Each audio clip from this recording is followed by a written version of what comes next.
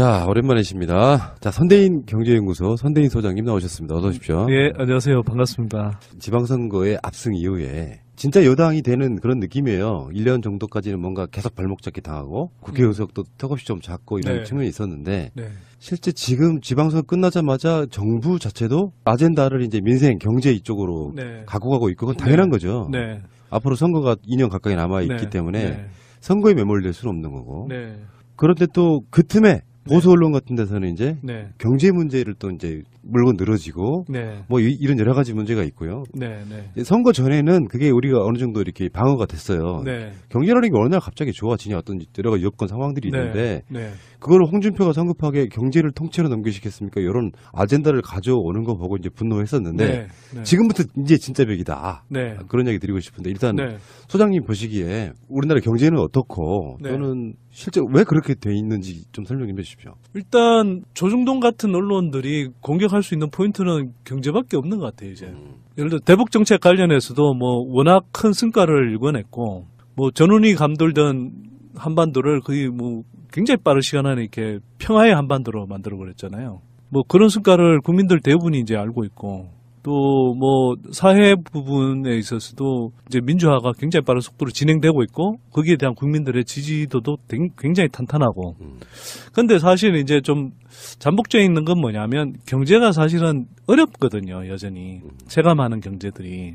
그리고 이거는 상당히 단기간에 정책적으로 이렇게 변화시키기가 힘든 구조적인 문제들이 지금 배경이 다 깔려 있습니다. 그러니까 이제 기득권 언론들 입장에서 보면 공격할 포인트가 그거 하나 남아 있는 거죠. 그렇죠. 그리고 홍준표도 이제 그래서 뭐 그런 식으로 이제 자꾸 뭐 공격을 하고 그랬던 거죠. 근데 왜 경제가 어렵냐 이거에 대해서 좀 우리가 구조적인 배경을 좀 이해할 필요가 있어요. 우선 그래서 제가 소장님 모신 거 아니에요. 그래서 몇 가지를 좀 이야기해 볼 수 있는데 우리가 이제는 기본적으로 생산 가능 인구가 줄어드는 시대에 들어갔습니다. 올해부터 줄어들고요. 오늘 그런 보도 나왔더라고요.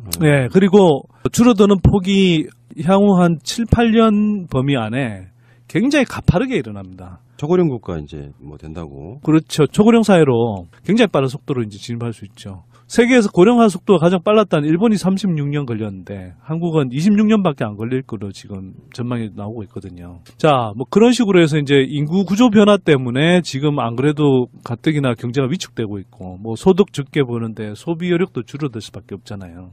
자, 그런 상황인데 더 큰 문제는 뭐냐 하면 중국이에요. 중국. 왜 중국이냐? 2011년 이전 정도까지만 해도 중국은 우리한테는 위협이기보다는 여전히 기회인 측면이 되게 컸어요.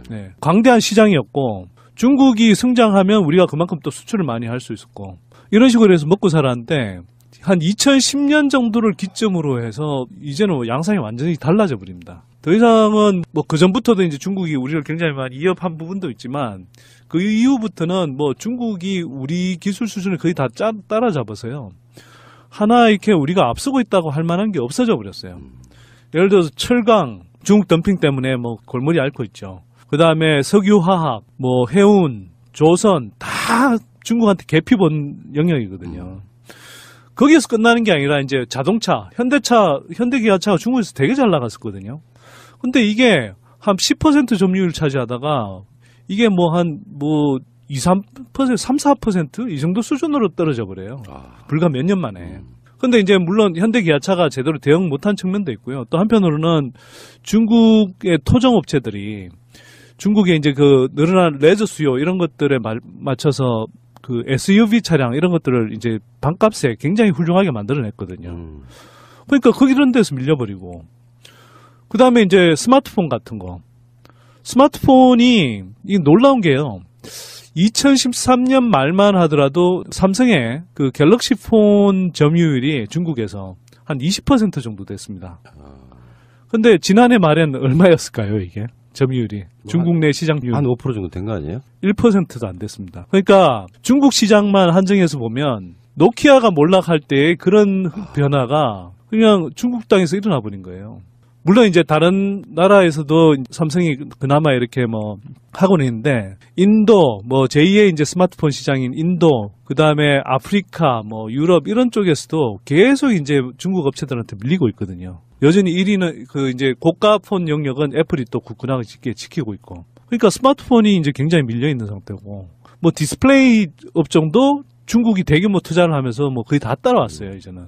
남아있는 게 이제 반도체 정도거든요. 지금도 뭐 지난해 이제 상장사들 매출 영업이익 이렇게 실적을 보면 매출 영업이익 좋아졌다 이렇게 나오는데 그게 반도체 업종을 빼고 나면 완전히 다 빈깡통입니다, 빈깡통. 오히려 실적이 악화된 기업들도 수두룩하고요. 그러니까 그만큼 자 기본적으로 이 인구 구조 변화에 따라 저성장 흐름으로 가는데 중국 때문에 이게 이제 다 밀려나고 있고. 근데 문제는 중국이 여기서 그치는 게 아니란 말이에요. 우리가 뭐 이른바 4차 산업혁명이라고 불리는 그런 이제 신기술을 이용한 그런 미래 혁신 산업들 분야를 보면 예를 들어 전기차, 예.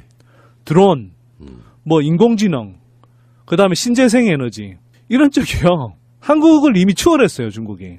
그러니까 이건 뭐 따라잡혔다가 아니라 이미 새로운 영역으로 가는 부분은 중국 정부가 훨씬 더 추진력 있게 이런 산업들을 육성해서 업계하고 이제 연합을 맺고 그래서 훨씬 더 빠른 속도로 이제 한국을 뛰어넘고 있는 거죠. 그러니까 이게 그냥 중국 여파가 이제 그냥 우리를 추격하고 있는 이게 아니라 중국이 현재뿐만 아니라 이제 미래까지 한국의 이제 한국 경제 미래를 위협하고 있는 국면인 거죠. 우리가 5년 동안 방송하면서 그때 네. 4대강 이제 우리가 비판하고 그러면서 네네. 꼭 해도 삽질하는 데나 돈을 네. 퍼붓고 있고 네. 미래 산업에는 투자를 안 하고 네, 있다. 네. 그런 얘기를 수도 없이 했는데 그렇죠. 그게 이제 몇 년 지나가지고 이제 확정된 사실로 만들어져 버리는 그런 거죠. 그렇죠. 그때도 사실은 다 뭐 좀 내다보는 사람들은 중국이 굉장히 빠른 속도로 이제 성장하고 있다는 걸 다 인정했는데 이게 이제 그런 우리의 주력 산업뿐만 아니라 미래 먹거리까지 중국이 저런 식으로 앞서갈 줄은 사실은 많은 분들이 예측을 충분히 못했죠. 근데 중국의 기술 혁신 속도는 미국 저리 가라 할 정도로 굉장히 무섭습니다. 알리바바, 텐센트, 바이두, 뭐 그다음에 샤오미, 하웨이 같은 이런 뭐 IT 전자업체들 뭐 이런 쪽의 혁신 속도는요. 놀라울 정도입니다. 또 중국 정부가 엄청 밀어주고 있고. 자, 이런 식으로 이제 하다 보니 주력 산업들이 다 꺾이고 있는 거예요. 그러면 이 주력 산업들이 꺾이고 있으니 실적이 나빠지니 일자리가 늘어나겠습니까? 특히 이제 뭐 질 좋은 일자리, 급여가 좀 많은 일자리 이런 것들이 늘어나기가 힘든 상태인 거죠. 구조적인 이제 고용난이 이제 계속 생기는 겁니다, 이게.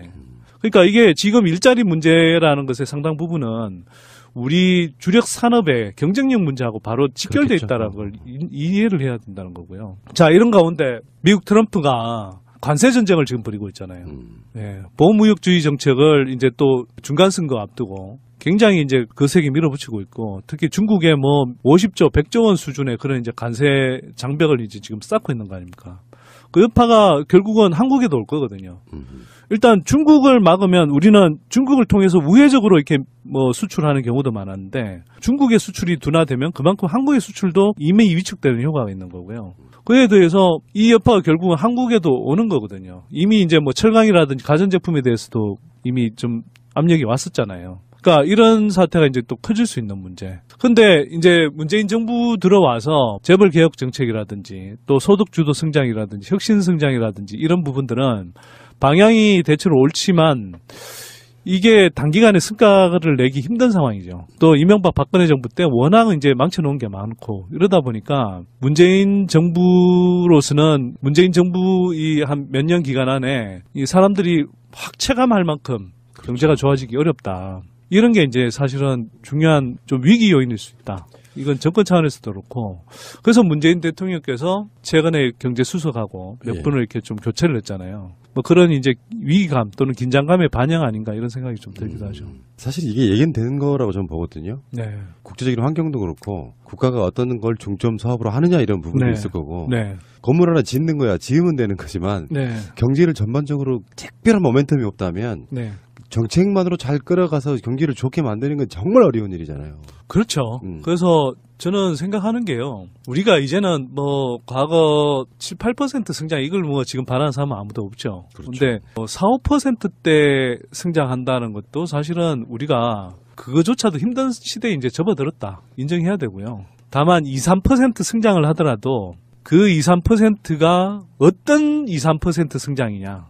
이걸 우리가 이제 좀 많이 고민해야 된다고 생각하고 그래서 단순히 1% 가진 자들이 아니라 중산층 서민으로 볼 수 있는 대략 뭐 한 80% 정도의 국민들의 삶이 실제로 개선되는 그런 성장이면 2, 3% 성장이라도 충분히 괜찮다. 남북관계가 그냥 남북관계가 아니고 알고 보면 우리 경제에 아주 중요한 모멘텀이 될 수 있잖아요. 그렇죠. 굉장히 중요한 부분인데요. 그러니까 아까 말씀드렸듯이 인구 구조와 그 중국이 그 한국 경제의 구조적인 굉장히 큰 뭐 위험 요인이라면 제가 볼 때는 이 북한이 한국 경제의 가장 큰 기회 요인이라고 저는 생각해요. 그렇죠. 네, 그건 뭐 많은 분들이 인정하실 텐데 북한과 경제적으로 잘 통합이 돼서 시너지 효과를 내면 저는 이게 한국의 기본적인 장기 저성장 기조 자체를 바꿀 수 있는 그런 흐름으로 만들 수 있다 이렇게 생각하고요. 문재인 정부가 그런 면에서는 지금 이 대북 문제를 굉장히 잘 풀어낸 거죠. 그래서 북한의 기회 요인을 굉장히 이제 좀 주목해서 봐야 된다. 저는 그렇게 생각하죠. 그러니까 뭐 퍼주기 이런 건 말도 안 되는 거고. 말이 안 되고요. 이미 뭐 언론 보도가 많이 나갔겠습니다만 뭐 저도 이제 간단히 간추려 드린다면 북한은 지금 이제 굉장히 강대한 광물 자원들이 있고 굉장히 저렴한 노동력이 있는 거잖아요. 그 노동력인데 이 노동력이 그냥 값싸기만 한 노동력이 아니라 굉장히 한번 이렇게 좀 그 훈련을 제대로 하면 굉장히 숙련될 수 있는 그 노동력이라는 거예요. 개성공단도 봤죠, 우리가. 네. 그래서 뭐 우리 아시잖아요. 우리 흔히 이야기하기로 뭐 손재주가 이렇게 있는 민족이다 이런 이야기를 하잖아요. 굉장히 이제 세밀한 작업들 이런 것들도 굉장히 잘하는 편이고 그 다음에 이 뭐 손놀림 이런 것들이 굉장히 재빠르면서 이제 이 정확한 편이잖아요. 그러니까 그런 어떤 제조업이라든지 이런 것들과 관련해서는 북한의 인력들을 활용할 수 있는 기회들이 충분히 열릴 수 있다. 그러면 그런 광대한 광물 자원, 지하 자원 그리고 그런 뭐 저렴한 그리고 잘 훈련된 다음에 숙련될 수 있는 노동자가 있고 남한에는 어쨌거나 지금 충분히 이제 투자 기회를 찾지 못하는 어떤 자본들이 있고 뭐 주요 기업들을 중심으로 해서 어쨌거나 세계에서 상당 부분 통하는 그런 기술력들도 있는 거죠. 그래서 북한의 자원, 노동력, 남한의 자본과 그런 앞선 기술력 이런 것들을 통합하면 굉장히 큰 시너지 효과를 낼 수 있는 건 분명하고요. 그뿐만 아니라 뭐 우리 지금 많이 이야기하는 것처럼 이제 대륙 국가가 되는 거 아닙니까? 그러면 이 중국뿐만 아니라 이제 이 남한에서 북한을 거쳐서 뭐 러시아까지 그리고 유럽까지 이제 뻗어나갈 수 있는 육상 교통의 이제 그 교통로가 열리면서 또 역시 그 중앙아시아 뭐 러시아까지 포함해서 굉장히 많은 경제 협력의 기회들 그리고 또 가스 파이프라인 같은 것들을 통해서 자원들을 좀 더 값싸게 이제 공급받을 수 있는 그런 통로들이 이제 열리기 때문에 그런 면에서 경제적으로 굉장히 큰 하여튼 도움이 될 수 있는 거고요. 특히 좀 덧붙이자면 북한의 인프라를 이제 결국은 그 구축해야 되잖아요. 그러니까 초기에 지금 우리 이제 베트남이라든지 인도네시아라든지 또 그 이전에 이제 남한의 한 뭐 70년대, 80년대 이런 걸 생각해 보면 그때 왜 고도 성장이 가능했냐 하면 대규모 인프라 투자를 많이 했었거든요. 그러면서 이제 거기에서 굉장히 빠른 이제 경제 성장률을 기록했는데 북한이 이제 우리랑 경제 통합이 돼 가는 과정에서 엄청난 인프라 개발을 해야 되잖아요. 그러면 그 인프라 개발은 주도하는 건 결국 남한이 될 수밖에 없는 거죠. 그러면 그 각종 뭐 도로를 놓고 뭐 산업 기반 시설을 만들고 뭐 등등 하는 과정에서 그 엄청난 투자 기회뿐만 아니라 사실은 그걸 통해서 경제 성장을 제고할 수 있는 그런 효과들이 이제 생겨나는 거죠. 그 부분은 시간적으로 네. 국제 정세와 뭐 등등에 맞물려서 네. 희망은 있지만 네. 당장 뭐 철도 연결하고 막 이런다고 하고 있긴 하지만 네. 그건 이제 또 다른 요인이고 네. 실제로 한국 내에서 현재는 흐름은 이런 것 같아요. 일자리 정부가 만들어서 최저임금 올리는 방식 네. 그러면서 소득 주도 성장론 이걸로 이제 문재인 정부의 아젠다잖아요. 네네. 경제라는 건 어쩌면 좀 전문가한테 제가 그런 말씀 드리고 웃긴데 네. 경제는 가장 좌우하는 게 심리처럼 보이더라고요. 같은 상태의 소득이 똑같아도 네. 앞으로 잘 될 거라고 생각하는 심리와 앞으로 소득이 줄어들 거라고 하는 심리가 경제를 그냥 좌우하는 그런 느낌이 좀 있더라고요. 심리 자체. 그러니까 자유한국당은 선거 때 경제를 통째로 넘기시겠습니까 하면서 뭐 경제가 좀 안 좋은 부분은 사실 원인은 본인들한테 있음에도 네. 불구하고 네. 그렇다고 그 사람들이 전부 원인을 뒤집어 써도 안 된다고 생각해요. 네. 여러 가지 여건들이. 네. 그런데 진짜로 경제를 살리고 싶다면 다른 건 몰라도 경제, 민생 문제만큼은 진짜 초당적으로 협력해서 뭔가 분위기가 우리나라가 잘 될 거야. 이러면 네. 정부가 만드는 공공부문 일자리 같은 것도 막 확확 밀어주고 네. 그렇게는 안 되는 걸까요? 뭐 좋은 지적이고요. 근데 이제 아까 제가 앞에서 대북 문제 이야기를 했던 건 맞죠. 지금 그런 이야기를 한 건 사실 북한 변수라는 것에 그 잠재력을 이야기한 것이고, 그리고 그 잠재력이 한국 경제의 이제 진로를 바꿀 만큼 굉장히 큰 그죠. 기회 요인이기 때문에 우리가 이걸 잘 살리고 활용해야 되는 건 맞는데, 저도 똑같이 말씀드리는 게 문재인 정부 임기 안에 가시적인 성과가 막 사람들이 체감할 정도의 가시적인 성과가 나타나기는 쉽지는 않다. 물론 이제 뭐 초기 작업들은 할 수 있겠지만, 그래서 그런 한계를 좀 말씀드린 거고, 결국은 이제 그러면 이제 이 소득 주도 성장, 문재인 정부가 이제 일자리 문제를 중심으로 해서 이제 소득 주도 성장, 그리고 뭐 혁신 성장, 뭐 이렇게 이제 이야기를 하고 있잖아요. 근데 그런 부분들 역시 지금 한국 경제의 구조적인 측면에서 성과가 체감될 정도로 쉽게 바로 나타나는 게 아니다라는 것하고, 그렇죠. 또 기존에 이제 그 구조가 너무 잘못되어 있었기 때문에 이걸 빠른 시간 안에 바꾸는 것이 굉장히 어렵다. 그리고 또 그렇게 하는 과정에서 굉장히 많은 발목 잡기도 일어날 수 있고 기득권의 저항도 일어날 수 있다는 거죠. 그게 이제 우리가 지금 눈앞에서 보듯이 최저임금 문제 관련해서 얼마나 기득권 언론들의 공격이 많았습니까? 그러니까 근데 이게 최저임금은 겉으로 따져보면 그런 거거든요. 정부가 한 16% 정도 이렇게 최저임금을 올렸지만 그 중에 한 7, 8% 정도를 제외하고는 나머지 부분은 일자리 안정기금이라는 것으로 충분히 커버될 수 있도록 지원을 해준 거잖아요.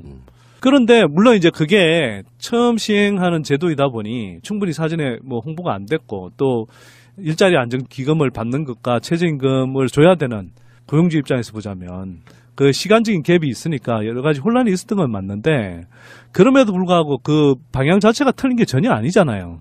그리고 사실 최저임금이 그동안 너무 억눌려져 있었기 때문에 오히려 최저임금을 현실화시켜가는 게 맞는데, 문제는 이게 어쨌거나 이제 그동안 억눌려져 있던 것들을 끌어올리는 과정, 정상화되는 과정이긴 하지만 여전히 이제 뭐 단기적으로 느끼기에는 사업주들 입장에서 고통스러운 부분이 분명히 있는 거죠. 근데 이게 아까도 말씀드렸듯이 구조적으로 뭐 경제가 활발하게 성장하거나 그래도 양호한 상태이고 하면 모르겠는데, 민생 경제가 이미 이명박 박근혜 정부 지나면서 다 뭐 말라 비틀어져 버렸잖아요.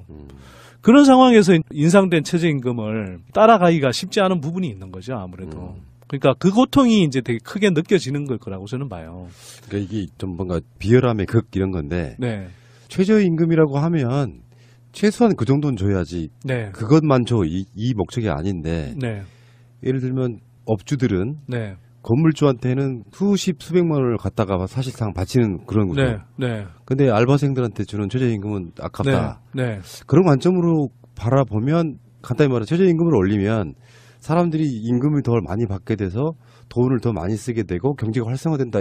이게 사실 맞는 건데, 네. 최저임금 올리면 그러면 알바생을 한 명을 덜 쓰지? 뭐 이렇게 네. 돼버리는 네. 이런 구조가 이쪽에 렉이 걸려있는 그런 상태라고 네. 보는 게 맞죠. 그렇죠. 어. 그래서 제가 뭐 누누이 이야기했던 게 이제 그런 부동산 문제 관련해서도 제가 그런 말을 여러 차례 한 적이 있어요. 그러니까 집값 땅값이 높으면 사람값이 똥값이 된다. 그러니까 사람값을 올리려면 결국은 집값 땅값을 일정하게 좀 안정시켜야 된다, 이런 이야기를 계속 했던 거거든요. 계속 민생 경제가 힘들었다 뭐 이런 것도 있지만, 한편으로는 자영업자들 입장에서 보면 인건비보다 대부분의 경우 더 큰 부담이 되는 건 임대료거든요. 그 임대료를 뭐 지금 장사가 안 되는데도 계속 비싸게 불러대잖아요. 자, 그런데 임대료는 어느 정도 안정되지 않으면 사실은 이게 최저임금을 지급한다라는 게 전체적으로 이제 소비 여력이 줄어서 장사도 잘 안 돼. 근데 여전히 임대료는 높아. 거기에 어쨌거나 최저임금이 일자리 안정기금으로 보완을 해준다고 하지만 여전히 더 나가야 돼.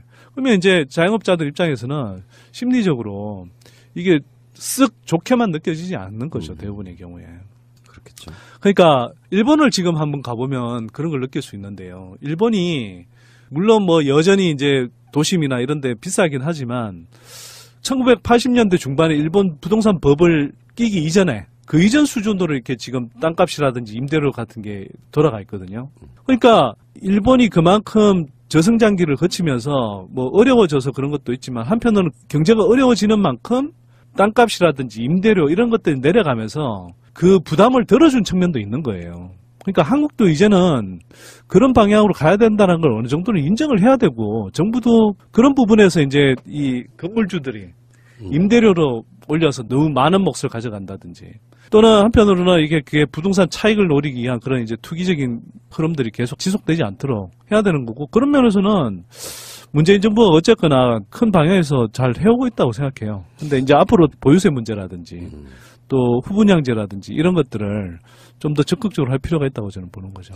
그렇죠. 그러니까 이게 남맥이라고 하잖아요. 네. 그러니까 이렇게 얽히고 설켜 있어가지고 사회 전반적 구성원들이 전부 다 각성해서 네. 야, 우리 임대료 내리자. 네. 이렇게 그 사회적 어떤 공론화가 되고 이렇게 네. 할 수 없는 부분에 좀 가깝잖아요. 이런 네. 거. 근데 그건 제도적으로 저는 많이 해줘야 된다고 네. 생각해요. 그렇죠. 그러니까 시스템이 필요한 건데 그러면 이제 이야기를 좀 그 정부세 쪽으로 한번 넘어가 볼까요?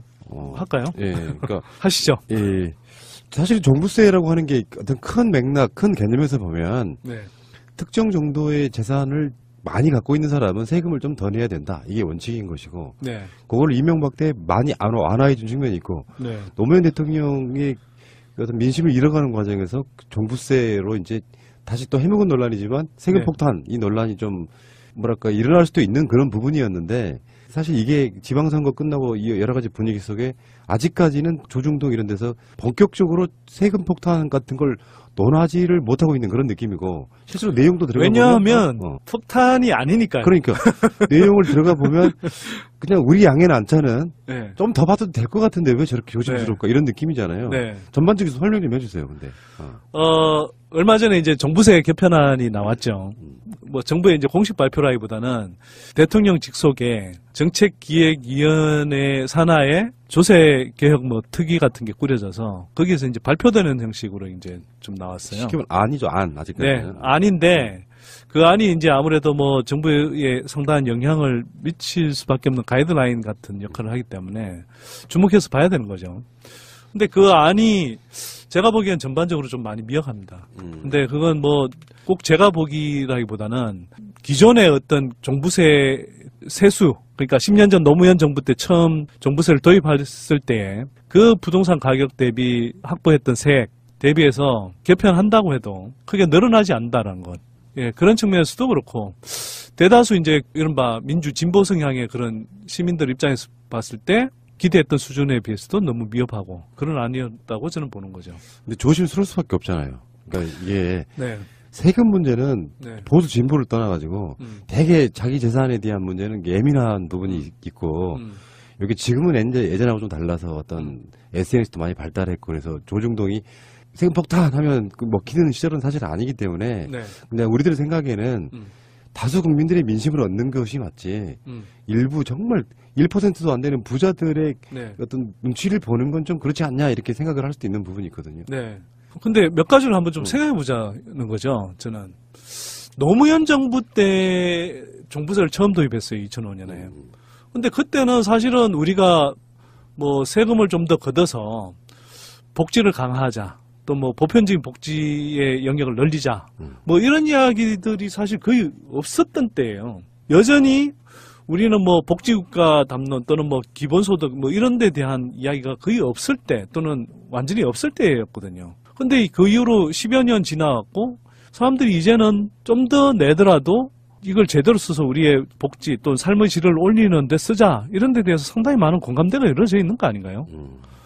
자, 그러면 그때에 비해서 이 국민들의 세금 문제에 대한 여론은 굉장히 많이 바뀌어 있다, 저는. 그거 하나. 자, 그러면 노무현 정부 때에 비해서 더 많이 걷는 개편안이냐? 전 그게 아니라는 게 문제라는 거예요. 뭐냐면 2005년에 노무현 정부가 그 제도를 도입하고 2006년 뭐 이럴 때 이제 이 걷어진 세수를 보면 그때가 2조 한 5천억 정도까지 걷었었어요. 근데 이게 이제 이명박 정부 들어오면서 일부 위헌 판결을 받고 또 경제 위기를 핑계로 해서 이제 종부세를 상당 부분 무력화시키면서 그 노무현 정부 말에 걷었던 거에 비해서 이제 한 40% 수준까지 줄었거든요. 근데 이번에 추가 개편안 나와서 그 시나리오를 4개를 이제 제시를 했는데 그 중에서도 가장 많이 걷어들이는 시나리오를 따져봐도 한 1조 3천억 정도밖에 더 안 늘어나요. 그러면 노무현 정부 이후로 지금 부동산 가격은 70, 80% 올랐거든요. 그런데 이렇게 추가 개편을 해서 종부세를 걷어들이는 세수를 해봐도 노무현 정부 때 수준이 안 됩니다. 아하, 그렇군요. 그러면 우리가 종부세라는 것, 또 뭐 재산세도 마찬가지지만 보유세라는 것은 기본적으로 재산 가액 대비해서 매기는 거잖아요. 근데 부동산 가격은 그만큼 많이 뛰었는데 세수가 거의 늘지 않는다라면 이게 노무현 정부 때만큼도 안 되는 거죠. 여건은 훨씬 좋아졌고. 거기다가 이번에 지방선거에서 이겼잖아요, 우리가. 압도적으로 이겼잖아요. 그 압도적으로 이겼다는 것은 그만큼 문재인 정부가 나름대로는 개혁에 더 박차를 가해줄 거라는 좀 기대감? 이런 것들이 저는 있었다고 보는데. 그렇죠. 밀어줄 테니까 한번 제대로 네, 해봐. 뭐, 니네들 너무 겁먹지 말고, 지네들이 헛소리 하면은 똥볼 차면 우리가 다 막아줄게. 그러네요. 그런데 한번 자신감 갖고 해봐. 이런 저는 시그널이었다고 생각하는데, 사실 나온 개편안은 그런 면에서 굉장히 좀 미흡하다고 보는 거죠. 그러니까 그때 정부 발표안에서 보면 서초구의 뭐 레미안 펄스티지 같은 그런 뭐 한 20-30억 가는 30억짜리 그 아파트가 1년에 그래봐야 기껏 뭐 100만 원 정도 세금 더 낸다고 그 집을 소유하는 거에 관해서 뭐 어떤 판단에 영향을 미치겠냐는 거죠. 100만 원 더 낸다고 갖고 있는 집을 팔 거 아니잖아요. 그러니까 그 정도 수준이라고 생각하면 굉장히 미흡하다는 거죠. 더구나 이제 한국의 그 보유세 세율은 미국이 한 1% 정도 되고 일본이 한 0.5% 정도 된다고 보면 한국은 0.15% 정도밖에 안 되는 거예요. 그러면 지금도 굉장히 낮은 수준인데 여기에 상위 한 1% 정도에 해당하는 부유세 성격이 있는 이 종부세 매기는 그에도 이 정도밖에 못한다면 사실은 이건 굉장히 미흡하다고 봐야죠. 그러니까 이게 이제 그 네. 개헌과도 좀 맞물려 있는 부분이 있는데 네. 토지 자체를 기업들이 네. 생산 활동을 하는 게 아니라 네. 부동산 투기 요소로 땅을 무지하게 갖고 있잖아요, 사실은. 네. 네. 근데 그런 땅들을 뭐랄까 정상적인 진짜 필요한 사람들한테 정상적인 가격으로 돌려주는 형태. 네. 그게 최종적인 목표가 돼야 되는 거잖아요. 네. 그런 땅들. 근데 네. 보유하고 있고 뭐 그 보유하고 있는 거에 대한 종합 부동산세니까 네. 전체적으로 봤을 때 부동산이 갖고 있어서 그 자체로 이미 돈 벌어오고 있는 상황이잖아요. 아무것도 하지 않고. 네. 거기에 대해서 정당한 대가를 매기겠다는 거잖아요. 네. 근데 그런 점에서 보면은 그 세금을 많이 걷는 목적이 그 사람들로부터 세금을 많이 걷어서 세원을 충당하겠다라기보다는 사실은 그런 걸 갖고 있는 사람들이 자꾸 내놓고 그럼으로써 땅값을 떨어뜨리는 게 더 목적이 돼야 되는 그런 부분이 있는 거잖아요.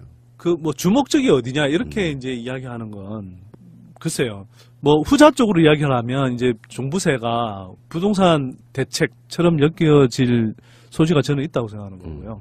근데 저는 어디까지나 뭐 종부세를 포함해서 이제 보유세는 부동산 대책보다는 세금 대책, 조세 정책이어야 된다고 생각합니다, 기본적으로. 일단은. 네. 그리고 우리가 한번 생각해 보시자고요.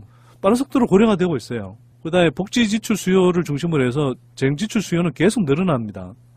근데 이 생산 활력은 떨어지니까 세금 날 수 있는 사람들은 줄어드는 거고 또 소득도 지금 늘지 않으니까 그만큼 세금이 어딘가에서 이렇게 늘어나야 되면 부담이 되는 거잖아요. 근데 우리가 박근혜 정부 때처럼 그러면 유리할 지갑이라고 불리는 그런 근로자들만 계속 뭐 이렇게 시달리게 할 건가? 저는 아니라고 봐요. 그 박근혜 정부 때 그렇게 뭐 개편한다고 해서 근로소득자들을 중심으로 해서 더 걷어들인 세수가 순수하게 그것만으로 늘어난 세수가 1조도 안 돼요. 그러면 지금 우리가 지금 해야 될 작업들은 뭐 예를 들어 주식 양도 차익에 대해서 과세 안 하죠. 그 다음에 부동산의 경우에도 양도 차익 과세가 1가구 1주택을 중심으로 해서 이제 비과세를 하니까 대부분 양도세를 안 내는 경우들이 많아지죠. 또 내더라도 다운계약서, 업계약서 가면서 이제 줄이죠. 임대소득세 제대로 안 내죠. 건물주들. 그러네. 네. 임대소득세 대부분 안 내는데 실제로 내는 경우에도 실효세율이 2.5%밖에 안 돼서 OECD 국가들 가운데 꼴찌에서 5번째 수준이거든요. 그래서 이번에 임대호로 네. 등록할 거냐 아니면 네. 세금을 많이 맞을 거냐 뭐 그건 시행되고 있잖아요. 그러니까 이제 그 흐름으로 가는 이제 경로에 있는 거죠. 그런데 제가 이제 말씀드린 건 그러면 어딘가에서 우리가 이제 세수를 걷어들여야 돈을 쓸 거 아닙니까? 그러면 제가 볼 때는 이런 아까 이야기했던 주식 양도 차익에 대해 과세한다든지 이런 것처럼 주로 부자들이 불로소득을 올리는 영역 이런 부분에 대한 과세를 강화해야 되는 거고요. 또 보유세처럼 땅을 많이 가진 사람 또는 그 부자들, 부동산 부자들 이런 사람들에 대해서 세금을 매겨서 그걸 재원으로 써야 된다고 저는 보는 거예요. 거기에 대한 합의들을 만들어 가야 되는 거죠. 그래서 정부가 저는 좀 자신이 있었으면 좋겠습니다. 우리가 조세의 그런 틀을 놓고 전체적으로 이게 수십 년 전에 이렇게 만들어진 조세 제도가 크게 변화 없이 오고 있는데 이제는 우리가 인구 구조 변화도 이렇게 빠르게 변화하면서 지출 수요와 이렇게 세수 간의 이 괴리가 점점 심해지는 상태에서 어딘가에서 돈을 확보할 거냐 이런 걸 정직하게 설명하고 그래도 일반 대다수 국민들보다 왜냐하면 지금도 우리는 뭐 불평등 수준이 굉장히 높아져 있잖아요. 그러면 뭐 이명박 박근혜 정부처럼 뭐 감세 정책이라는 명목으로 실제는 부자들만 세금 줄여주고 그렇죠. 서민들 세금 부담 늘려주는 이런 식으로 가는 게 아니라 부자들에 대한 세금을 늘려줘야 되고 또 근로소득보다는 불로소득에 대한 과세를 강화해야 되는 거거든요. 저는 그런 측면에서 보유세도 당연히 올려야 된다고 생각하고요. 근데 보유세를 올리면 당연하게 이게 그냥 돈이 없는 사람들이 무리하게 이제 부동산 투기해서 소유하지 않게 되니까. 왜냐하면 보유세를 상당 부분 감수해야 되니까. 그러면 자연스럽게 부동산 투기에 대한 이 억제 효과도 생기는 거죠, 사실은. 근데 이제 그런 면에서는 요번에 이제 이 종부세 개편이라고 하는데 사실은 제대로 된 보유세 개편 작업이 아니다라고 보는 거죠. 단순히 그게 액수만 그런 게 아니고요. 조금 더 말씀을 드리면 일단 종합부동산세든 재산세든 포함해서 이 보유세의 가표 기준이 되는 공시가격 자체가 조정이 전혀 안 됐습니다. 거기에 대한 게 전혀 없었고요. 이 공시가격이라는 건 뭐냐 하면 이런 거예요. 우리가 10억짜리 집이 있다고 쳐요. 그러면 10억이 다 가표로 잡히는 게 아닙니다. 보통 시세의 한 70% 정도를 그 가표로 잡거든요. 네. 그걸 이제 아파트의 경우 공시주택 가격이라고 하는데 공동주택은 70%로 잡혀요. 문제는 예를 들어서 부자들이 갖고 있는 단독주택들, 그 다음에 기업들이 갖고 있는 빌딩들, 그 다음에 뭐 제가 용인에서 이번에 SBS 보도로 많이 알려졌는데 삼성 땅값 같은 거 그런 땅들은 시세의 한 30-40%밖에 반영이 안 됩니다. 최근 보도 보니까 뭐 이재용의 경우에는 이런 공시주택 가격이 10년 동안 변함없이 그냥 옛날 수준으로 고정돼 있었다고 그러더라고요. 그럼 제가 볼 때는 추정한 때 시세 10%도 안 잡혀요. 박근혜 삼성동 자택은 팔고 세금 치렀더니 시세 한 40%만 가표로 잡혀 있었던 거죠. 공시가격으로 잡혀 있었던 거잖아요. 그럼 이건 조세 형평성에서 근본적인 문제가 있는 거예요. 대다수 서민들, 중산층 서민들은 시세 70%만큼 내고 있는데 왜 부동산 부자들, 재벌들은 시세의 20%, 30%, 40%밖에 세금을 안 내고 있냐고요. 근본적인 문제 아닙니까? 그렇죠. 근데 이 문제들이 지금 계속 저도 뭐 오래전부터 이야기했고 최근에 언론 보도도 많이 나왔는데 이걸 바로잡는 내용이 전혀 안 나왔다는 것. 이게 문제고요. 그 다음에 이번에 보유세를 매길 때 공정가액 비율이라는 게 있습니다. 이건 뭐냐 하면 다시 이제 좀 예를 들어서 설명드리면 주택 가격이 10억 원이라고 하면 그게 이제 아까 공시주택 가격은 한 뭐 7억점으로 잡힌다고 말씀드렸잖아요. 근데 거기에 더해서 이 7억을 그러면 또 가표로 잡느냐? 그게 아니라 공정가액 비율이라고 그래서 주택의 경우를 예를 들면 80%만 잡아요.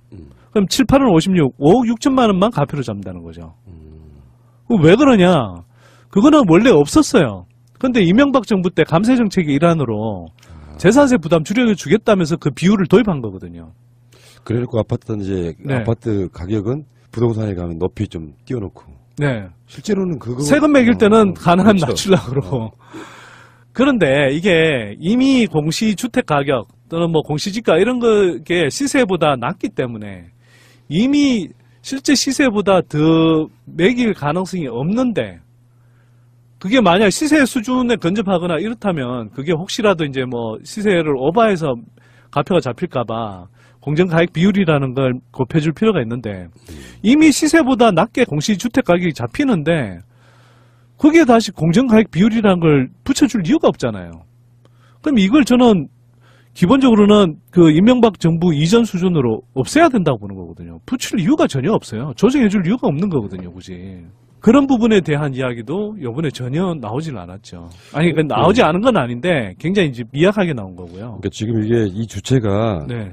이 안을 낸 게 대통령 직속 재정개혁특별위원회잖아요. 네네. 그러니까 여기에 지금 종부세만 얘기를 하는 거 할 것 같지는 않고 이 재정개혁 자체에 관련된 여러 가지 중에 하나의 안이 나온 거잖아요, 이게. 하나의 안이긴 한데 이게 종부세는 제가 볼 때는 적어도 뭐 다른 세제하고는 몰라도 뭐 재산세를 포함해서 이 보유세 전반의 체계에 대해서 짚어야 된다고 하는 거예요. 그러니까 아까도 말씀드렸듯이 실제로는 뭐 공시주택 가격 또는 뭐 공시지가 이걸 시세에 근접하도록 현실화만 해도 수십조 원의 세수가 더 확보가 됩니다. 그러니까요. 제 근데, 말이. 네. 근데 그런 걸 하지 않고 그냥 이걸 뭐 어떻게 세율을 올리겠다 또는 뭐 등등의 이런 방식으로 이번에 개편안에 나온 것처럼 이런 식으로 해서는 최대가 1조 3천억 늘어나는 건데 그게 노무현 정부 때 처음 도입할 때 수준만큼도 안 된다는 거예요.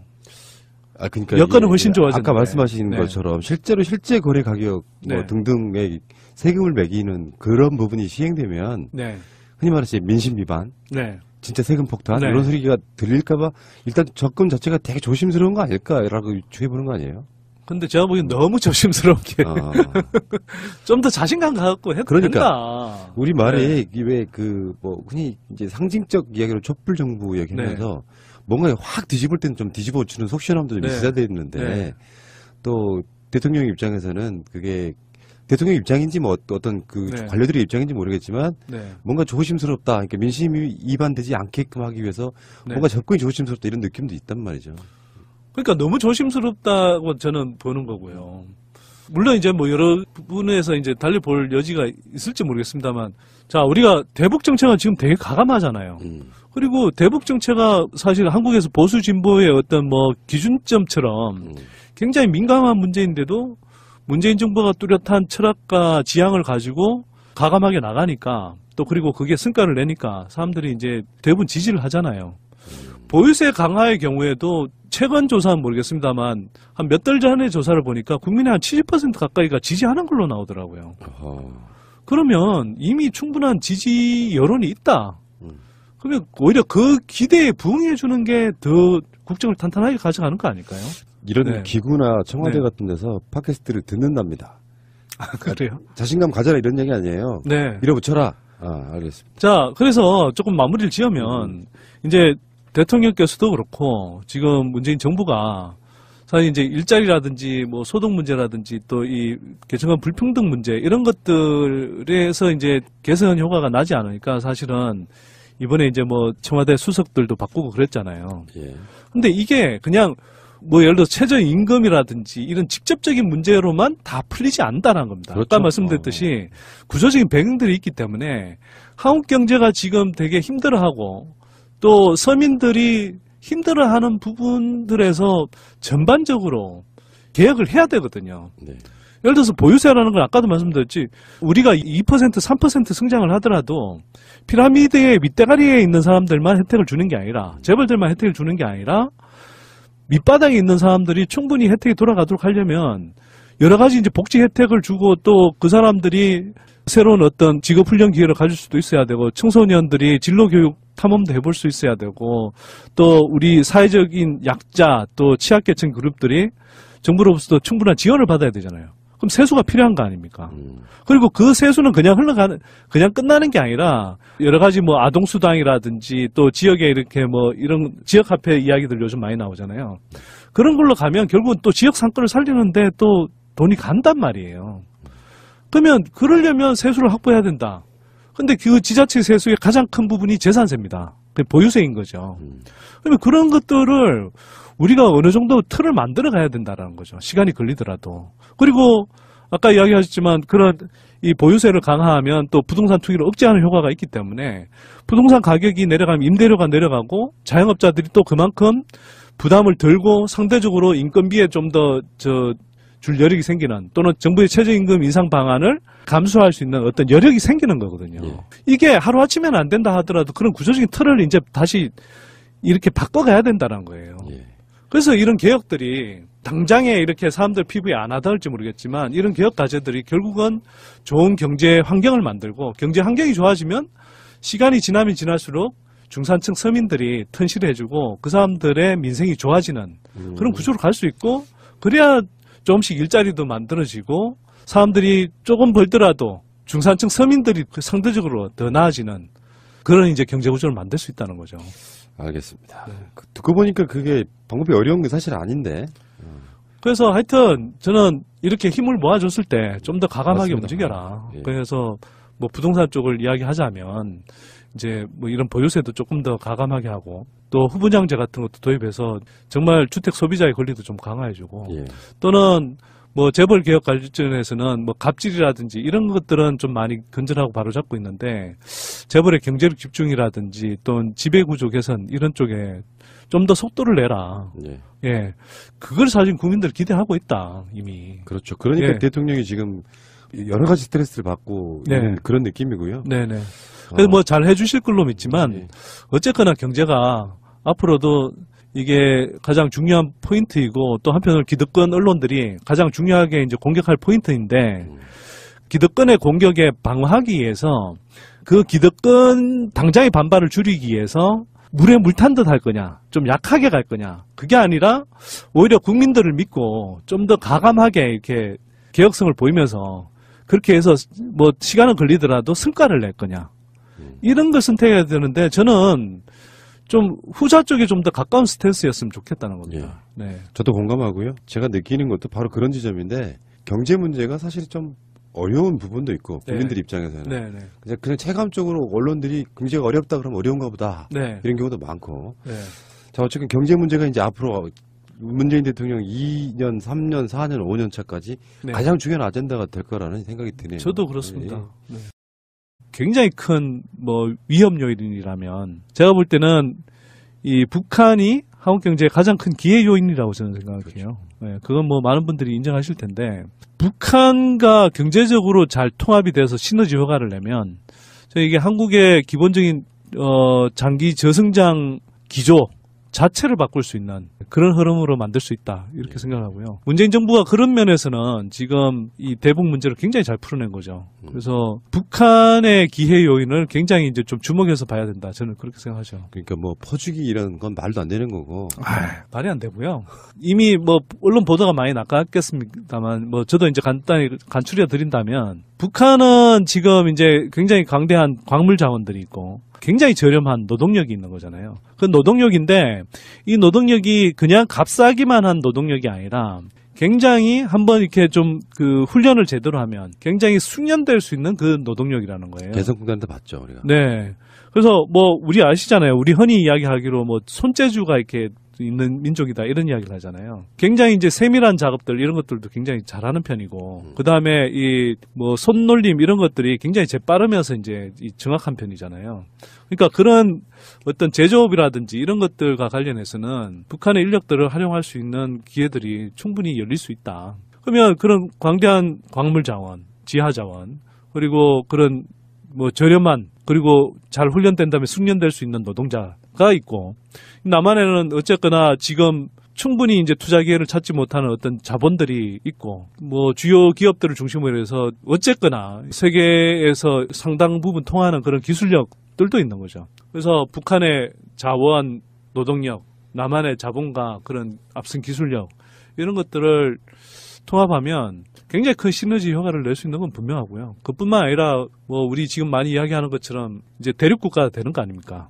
그러면 이 중국뿐만 아니라 이제 이 남한에서 북한을 거쳐서 뭐 러시아까지 그리고 유럽까지 이제 뻗어나갈 수 있는 육상 교통의 이제 그 교통로가 열리면서 또 역시 그 중앙아시아 뭐 러시아까지 포함해서 굉장히 많은 경제 협력의 기회들 그리고 또 가스 파이프라인 같은 것들을 통해서 자원들을 좀 더 값싸게 이제 공급받을 수 있는 그런 통로들이 이제 열리기 때문에 그런 면에서 경제적으로는 굉장히 큰 하여튼 도움이 될 수 있는 거고요. 특히 좀 덧붙이자면 북한의 인프라를 이제 결국은 그 구축해야 되잖아요. 그러니까 초기에 지금 우리 이제 베트남이라든지 인도네시아라든지 또 그 이전에 이제 남한의 한 뭐 70년대, 80년대 이런 걸 생각해 보면 그때 왜 고도 성장이 가능했냐 하면 대규모 인프라 투자를 많이 했었거든요. 그러면서 이제 거기에서 굉장히 빠른 이제 경제 성장률을 기록했는데 북한이 이제 우리랑 경제 통합이 돼 가는 과정에서 엄청난 인프라 개발을 해야 되잖아요. 그러면 그 인프라 개발은 주도하는 건 결국 남한이 될 수밖에 없는 거죠. 그러면 그 각종 뭐 도로를 놓고 뭐 산업 기반 시설을 만들고 뭐 등등 하는 과정에서 그 엄청난 투자 기회뿐만 아니라 사실은 그걸 통해서 경제 성장을 제고할 수 있는 그런 효과들이 이제 생겨나는 거죠. 그 부분은 자, 오랜만이십니다. 자, 선대인 경제연구소 선대인 소장님 나오셨습니다. 어서 오십시오. 예, 안녕하세요. 반갑습니다. 지방선거의 압승 이후에 진짜 여당이 되는 그런 느낌이에요. 1년 정도까지는 뭔가 계속 발목 잡기 당하고 국회 의석도 턱없이 좀 작고 이런 네. 측면이 있었는데 네. 실제 지금 지방선거 끝나자마자 정부 자체도 아젠다를 이제 민생, 경제 이쪽으로 네. 갖고 가고 있고 그건 당연한 거죠. 네. 앞으로 선거가 2년 가까이 남아있기 네. 때문에 네. 선거에 매몰될 수는 없는 거고. 네. 그런데 또 그 틈에 보수 언론 같은 데서는 이제 네. 경제 문제를 또 이제 물고 늘어지고 네. 뭐 이런 여러 가지 문제가 있고요. 네. 네. 이제 선거 전에는 그게 우리가 어느 정도 이렇게 방어가 됐어요. 네. 경제라는 게 어느 날 갑자기 좋아지냐 어떤 여러 가지 여건 상황들이 있는데 네. 그걸 홍준표가 성급하게 경제를 통째로 넘기시겠습니까? 이런 아젠다를 가져오는 거 보고 이제 분노했었는데 네. 네. 지금부터 이제 진짜 벽이다. 네. 그런 얘기 드리고 싶은데 일단 네. 소장님 보시기에 우리나라 경제는 어떻고 네. 또는 실제 왜 그렇게 돼 있는지 좀 설명 좀 해주십시오. 일단 조중동 같은 언론들이 공격할 수 있는 포인트는 경제밖에 없는 것 같아요. 이제 예를 들어 대북 정책 관련해서도 뭐 워낙 큰 성과를 일궈냈고 뭐 전운이 감돌던 한반도를 거의 뭐 굉장히 빠른 시간 안에 이렇게 평화의 한반도로 만들어 버렸잖아요. 뭐 그런 성과를 국민들 대부분이 이제 알고 있고 또 뭐 사회 부분에 있어서도 이제 민주화가 굉장히 빠른 속도로 진행되고 있고 거기에 대한 국민들의 지지도도 굉장히 탄탄하고. 근데 사실 이제 좀 잠복되어 있는 건 뭐냐면 경제가 사실은 어렵거든요, 여전히. 체감하는 경제들이. 그리고 이거는 상당히 단기간에 정책적으로 이렇게 변화시키기가 힘든 구조적인 문제들이 지금 배경에 다 깔려 있습니다. 그러니까 이제 기득권 언론들 입장에서 보면 공격할 포인트가 그거 하나 남아 있는 거죠. 그렇죠, 그렇죠. 네. 그리고 홍준표도 이제 그래서 뭐 그런 식으로 이제 자꾸 뭐 공격을 하고 그랬던 거죠. 근데 왜 경제가 어렵냐 이거에 대해서 좀 우리가 구조적인 배경을 좀 이해할 필요가 있어요. 우선 그래서 제가 소장님 모신 네. 거 아니에요. 네. 그래서 몇 가지를 좀 이야기해 볼 수 있는데 우리가 이제는 기본적으로는 생산 가능 인구가 줄어드는 시대에 들어갔습니다. 올해부터 줄어들고요. 오늘 그런 보도 나왔더라고요. 네, 그리고 줄어드는 폭이 향후 한 7, 8년 범위 안에 굉장히 가파르게 일어납니다. 초고령 국가 이제 뭐 된다고. 그렇죠. 초고령 사회로 굉장히 빠른 속도로 이제 진입할 수 있죠. 세계에서 고령화 속도가 가장 빨랐다는 일본이 36년 걸렸는데 한국은 26년밖에 안 걸릴 거로 지금 전망이 나오고 있거든요. 자, 뭐 그런 식으로 해서 이제 인구 구조 변화 때문에 지금 안 그래도 가뜩이나 경제가 위축되고 있고 뭐 소득 적게 버는데 소비 여력도 줄어들 수밖에 없잖아요. 자, 그런 상황인데 더 큰 문제는 뭐냐 하면 중국이에요, 중국. 중국. 네. 왜 중국이냐? 2011년 이전 정도까지만 해도 중국은 우리한테는 위협이기보다는 여전히 기회인 측면이 그렇죠, 되게 그렇죠. 컸어요. 네. 광대한 시장이었고 중국이 성장하면 우리가 그만큼 또 수출을 많이 할 수 있었고 이런 식으로 해서 먹고 살았는데 한 2010년 정도를 기점으로 해서 이제는 뭐 양상이 완전히 달라져 버립니다. 더 이상은 뭐 그전부터도 이제 중국이 우리를 굉장히 많이 위협한 부분도 있지만 그 이후부터는 뭐 중국이 우리 기술 수준을 거의 다 따라잡아서요. 하나 이렇게 우리가 앞서기까지 중국이 저런 식으로 앞서갈 줄은 사실은 많은 분들이 예측을 충분히 못했죠. 근데 중국의 기술 혁신 속도는 미국 저리 가라 할 정도로 굉장히 무섭습니다. 알리바바, 텐센트, 바이두, 뭐 그다음에 샤오미, 하웨이 같은 이런 뭐 IT 전자업체들 뭐 이런 쪽의 혁신 속도는요. 놀라울 정도입니다. 또 중국 정부가 엄청 밀어주고 있고. 자, 이런 식으로 이제 하다 보니 주력 산업들이 다 꺾이고 있는 거예요. 그러면 이 주력 산업들이 꺾이고 있으니 실적이 나빠지니 일자리가 늘어나겠습니까? 특히 이제 뭐 질 좋은 일자리, 급여가 좀 많은 일자리 이런 것들이 늘어나기가 힘든 상태인 거죠. 구조적인 이제 고용난이 이제 계속 생기는 겁니다, 이게. 그러니까 이게 지금 일자리 문제라는 것의 상당 부분은 우리 주력 산업의 경쟁력 문제하고 바로 직결돼 그렇겠죠. 있다는 걸 이해를 해야 된다는 거고요. 자, 이런 가운데 미국 트럼프가 관세 전쟁을 지금 벌이고 있잖아요. 네, 보호무역주의 정책을 이제 또 중간 선거 앞두고 굉장히 이제 거세게 밀어붙이고 있고 특히 중국에 뭐 50조, 100조 원 수준의 그런 이제 관세 장벽을 이제 지금 쌓고 있는 거 아닙니까? 그 여파가 결국은 한국에도 올 거거든요. 일단 중국을 막으면 우리는 중국을 통해서 우회적으로 이렇게 뭐 수출하는 경우도 많았는데 중국의 수출이 둔화되면 그만큼 한국의 수출도 이미 위축되는 효과가 있는 거고요. 그에 대해서 이 여파가 결국은 한국에도 오는 거거든요. 이미 이제 뭐 철강이라든지 가전제품에 대해서도 이미 좀 압력이 왔었잖아요. 그러니까 이런 사태가 이제 또 커질 수 있는 문제. 근데 이제 문재인 정부 들어와서 재벌 개혁 정책이라든지 또 소득 주도 성장이라든지 혁신 성장이라든지 이런 부분들은 방향이 대체로 옳지만 이게 단기간에 성과를 내기 힘든 상황이죠. 또 이명박 박근혜 정부 때 워낙 이제 망쳐놓은 게 많고 이러다 보니까 문재인 정부로서는 문재인 정부 이 한 몇 년 기간 안에 이 사람들이 확 체감할 만큼 경제가 좋아지기 어렵다. 이런 게 이제 사실은 중요한 좀 위기 요인일 수 있다. 이건 정권 차원에서도 그렇고. 그래서 문재인 대통령께서 최근에 경제 수석하고 몇 분을 이렇게 좀 교체를 했잖아요. 뭐 그런 이제 위기감 또는 긴장감의 반영 아닌가 이런 생각이 좀 들기도 하죠. 사실 이게 얘기는 되는 거라고 저는 보거든요. 네. 국제적인 환경도 그렇고 국가가 어떤 걸 중점 사업으로 하느냐 이런 부분도 네. 있을 거고 네. 건물 하나 짓는 거야 지으면 되는 거지만 네. 경제를 전반적으로 특별한 모멘텀이 없다면 네. 정책만으로 잘 끌어가서 경기를 좋게 만드는 건 정말 어려운 일이잖아요. 그렇죠. 그래서 저는 생각하는 게요. 우리가 이제는 뭐 과거 7, 8% 성장 이걸 뭐 지금 바라는 사람은 아무도 없죠. 그런데 뭐 4, 5%대 성장한다는 것도 사실은 우리가 그거조차도 힘든 시대에 이제 접어들었다. 인정해야 되고요. 다만 2, 3% 성장을 하더라도 그 2, 3%가 어떤 2, 3% 성장이냐. 이걸 우리가 이제 좀 많이 고민해야 된다고 생각하고 그래서 단순히 1% 가진 자들이 아니라 중산층 서민으로 볼 수 있는 대략 뭐 한 80% 정도의 국민들의 삶이 실제로 개선되는 그런 성장이면 2, 3% 성장이라도 충분히 괜찮다. 남북관계가 그냥 남북관계가 아니고 알고 보면 우리 경제에 아주 중요한 모멘텀이 될 수 있잖아요. 그렇죠. 굉장히 중요한 부분인데요. 그러니까 아까 말씀드렸듯이 인구 구조와 그 중국이 그 한국 경제의 구조적인 강장이 쓰고 있다고 할 만한 게 없어져 버렸어요. 예를 들어서 철강, 중국 덤핑 때문에 뭐 골머리 앓고 있죠. 그 다음에 석유화학, 뭐 해운, 조선 다 중국한테 개피 본 영역이거든요. 거기에서 끝나는 게 아니라 이제 자동차, 현대기아차가 중국에서 되게 잘 나갔었거든요. 근데 이게 한 10% 점유율 차지하다가 이게 뭐 한 2, 3%, 3, 4% 이 정도 수준으로 떨어져 버려요. 불과 몇 년 만에.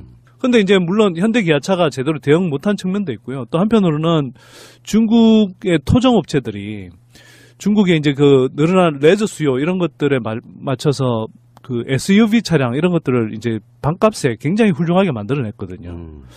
그러니까 이런 데서 밀려버리고. 그 다음에 이제 스마트폰 같은 거. 스마트폰이 이 놀라운 게요.